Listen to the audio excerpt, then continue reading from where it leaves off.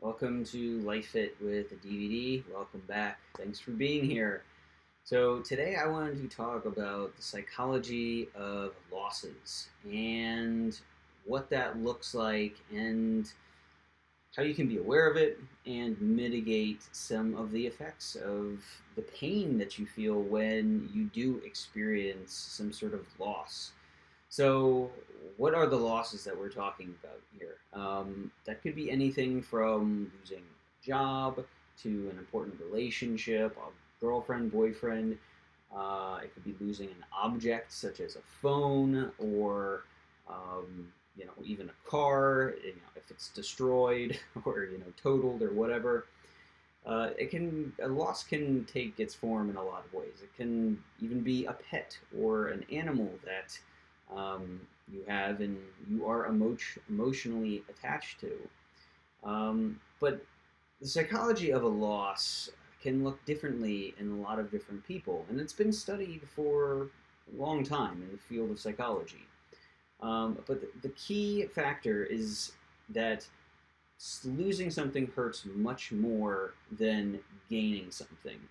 And this can be due to a number of factors. So, the first is that there's a concept called loss aversion, which is the tendency for people to feel the pain of losing some much more deeply than the pleasure of actually gaining something of equal or greater value. So this is traditionally thought as being some sort of biological evolutionary standard that has helped our ancestors survive by encouraging them to avoid situations where they might lose certain resources. Food, it could be losing a home, losing their shelter, um, losing their health, right? So especially for our ancestors back then, there's a lot of factors that went into their survival.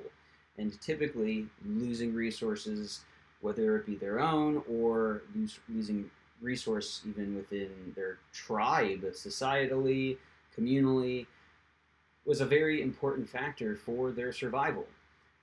So this can really be shaped around not just physical things, but emotional things as well.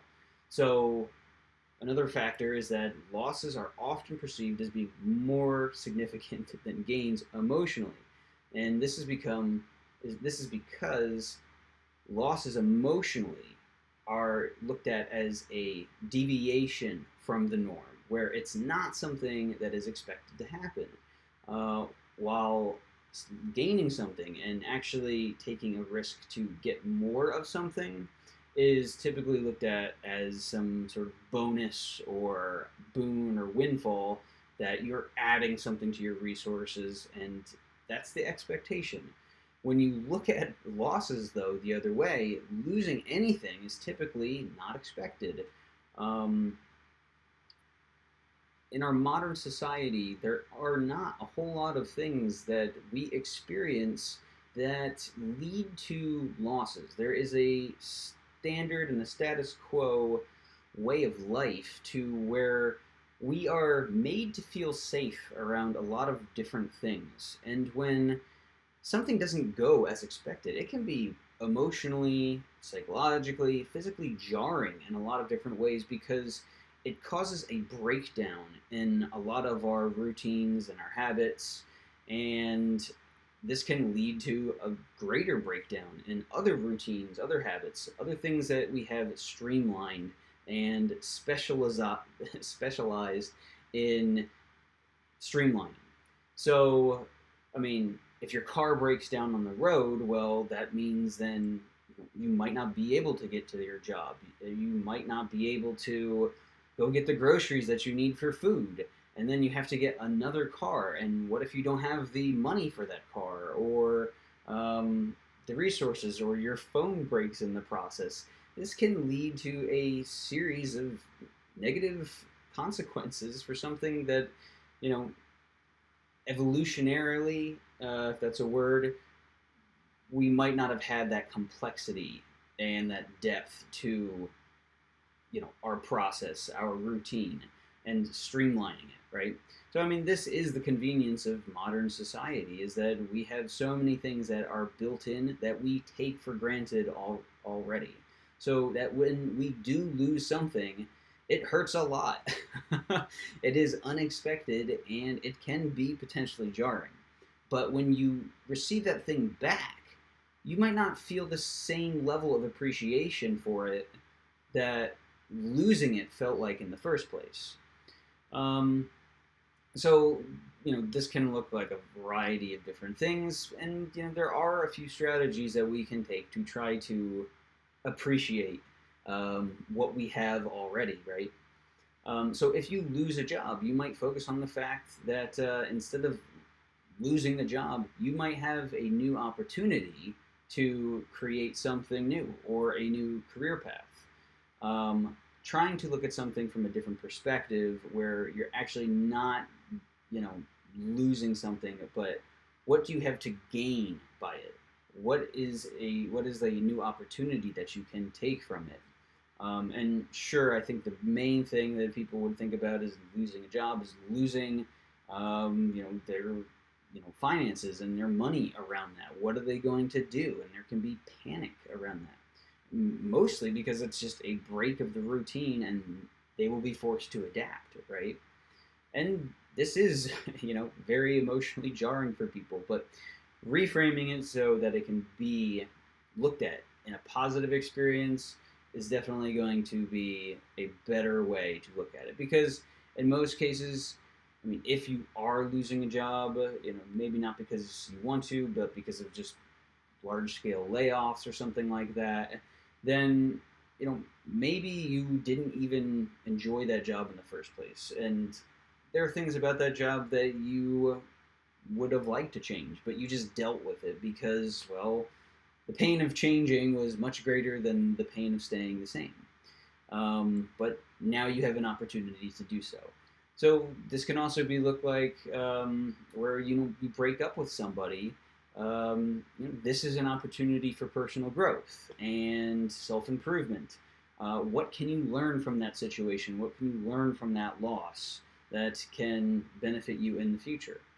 And this can also look like if experiencing some sort of sudden loss, well, let's bring it back to your own emotions. What can you change internally to cope with the situation? So you might not be able to change the emotion and the pain around the loss, but you can take some steps to try to lessen the pain. So once again, as I always talk about, that can be exercise, getting out in nature, walking, changing your environment, meditation, or talking with somebody that you trust and you want to try to sort your problems out with. So these can be some steps that you can take to help to mitigate some of these negative emotions around the psychology of losing something. But this can be, a very tricky subject, because things are going to hurt differently for different people. Once again, we are all different. There's no one size fits all approach to, how we feel something when we do lose it. So there are some factors in the complexity of it that we can take into account. So if you lose a pet, right, the psychology of losing a pet will be different if you've had the pet for a week versus your entire life, or for its entire life, whether it be 15 or 10 years. It's going to hurt a lot more the longer that you have had attachment to the pet or the thing or the relationship, right? The timing of it can also be a significant factor. If there's multiple things that are being lost at the same time, that is going to be much more traumatic than something that happens out of the blue, but it's only one occurrence.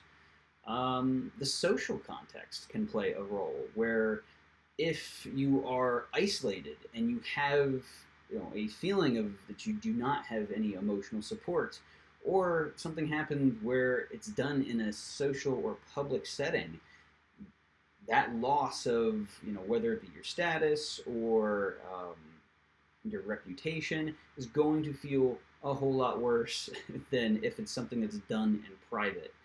Um, so these are just some factors that play a role in what can differ for people around these things.